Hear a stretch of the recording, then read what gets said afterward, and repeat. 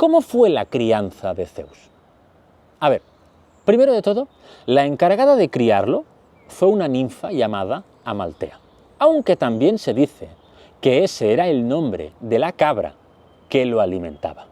Pero, ojo, cuando en la versión que sea que leáis, Amaltea es el nombre de la ninfa, la cabra se llama Adamantea. Y cuando Amaltea es el nombre de la cabra, la ninfa se llama Adrastea. Pero bueno, por mí como si las llamáis Lourdes y Asunción, da exactamente igual. La cuestión es que la cabra era su fuente de alimentación y la ninfa su tutora.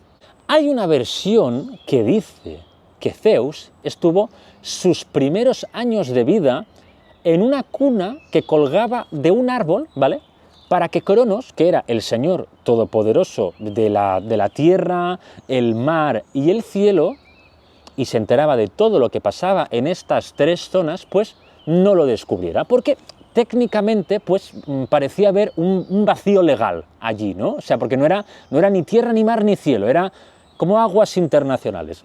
Pero los que, como yo, tenemos hijos, no podemos evitar preguntarnos si Cronos era sordo o si acaso bebé Zeus no lloraba. Cronos no era sordo y sí, bebé Zeus lloraba que lo flipas. ¿Y cómo hicieron para evitar que Cronos escuchara sus llantos? Pues había unos soldados llamados curetes que, cuando Miniceus lloraba, hacían ruido con sus lanzas y escudos, picaban lanzas contra los escudos para opacar sus llantos divinos. Y de esa forma Cronos no se enteró de nada, pero es que de nada. Zeus creció, dejó de llorar y por fin las ninfas pudieron descansar. Pero solo un poco, porque Zeus enseguida pues entró en la pubertad y empezó a literalmente acosarlas. A todas.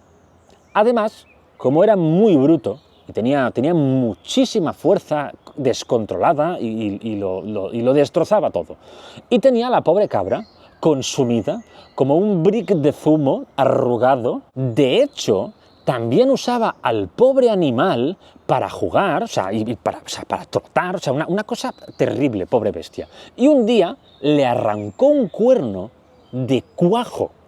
Y claro, esto pudo haberse quedado en una simple anécdota para Zeus y un trauma gravísimo para la pobre cabra, pero fue quizá su primer acto de poder divino, porque hizo de ese cuerno el cuerno de la abundancia.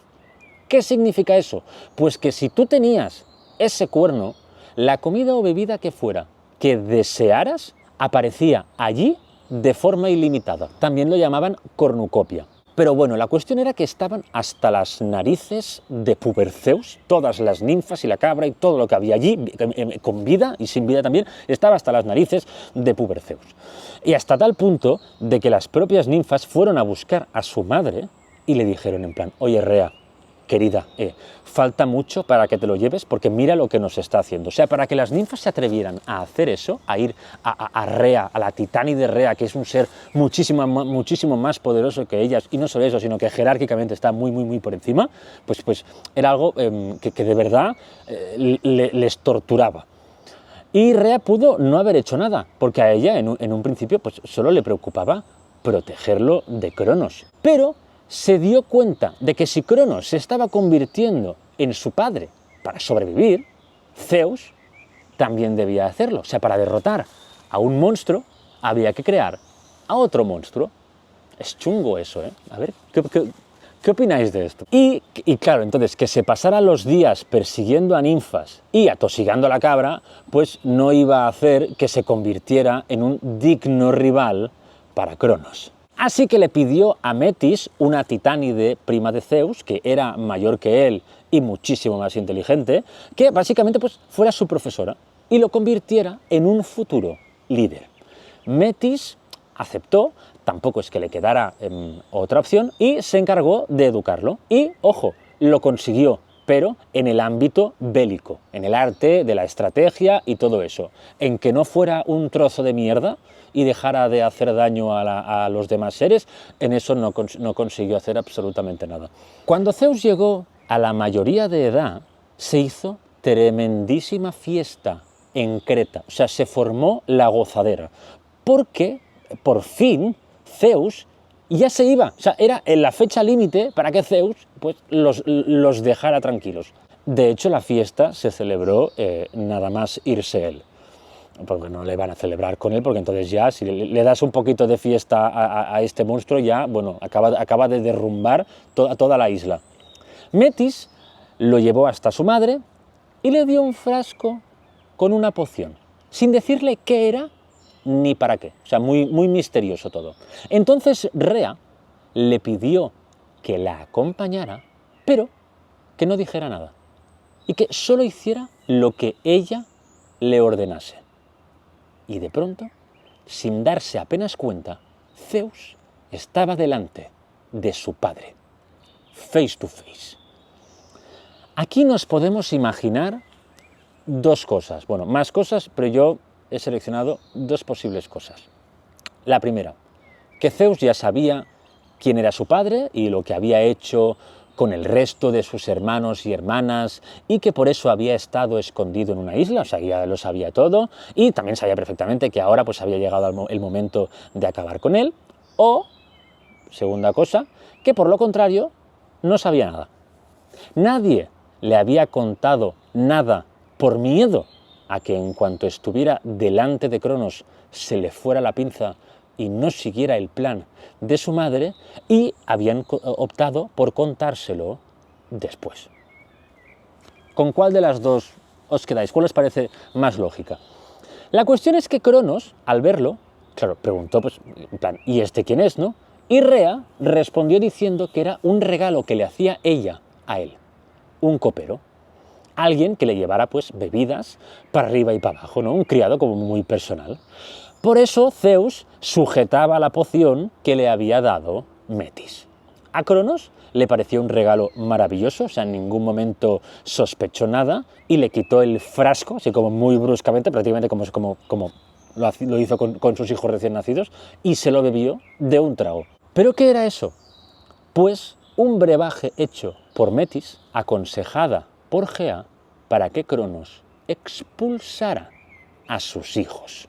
Por si no os habéis dado cuenta, en todo momento he hablado de que Cronos se tragó a sus hijos, pero que no se los comió, o sea, no masticó. Y, como era de esperar, Cronos vomitó a todos y cada uno de los hijos e hijas que se había tragado. Y el resto de dioses y diosas griegas salieron por su boca, incluida la piedra, que Cronos la vio junto con el resto de sus hijos y enseguida ató cabos. Y ahora sus hijos lo miraban con el mismo odio con el que él miró a su padre antes de cortarle los huevos. Intentó atacarlos en ese momento con la misma hoz, o sea, agarró la hoz y fue en plan a por ellos, pero ese no era el único efecto de la poción. Ya habían pensado en eso. También era un somnífero. Y antes de que pudiera hacer nada, cayó al suelo, profundamente dormido. El plan habría sido un éxito de no ser porque Cronos, como ya acabamos de ver, no había aceptado su derrota. Y Zeus quiso coger su hoz para acabar con él ahora, aprovechando que estaba durmiendo. Pero había un pequeño problema, y es que esta arma, esta hoz, tenía complejo de Excalibur, la famosa espada del rey Arturo. Y es que solo Cronos podía levantar la hoz, porque había sido creada por la mismísima Gea de manera exclusiva para él. Así que Zeus no pudo cumplir la profecía de Urano, al menos en ese momento. Pero, tarde o temprano, Cronos despertaría y se encontraría, ahora sí, con unos hijos que querían destruirlo como él había querido destruir a su padre. A ver si resultará que las profecías solo se cumplen si intentas evitarlas.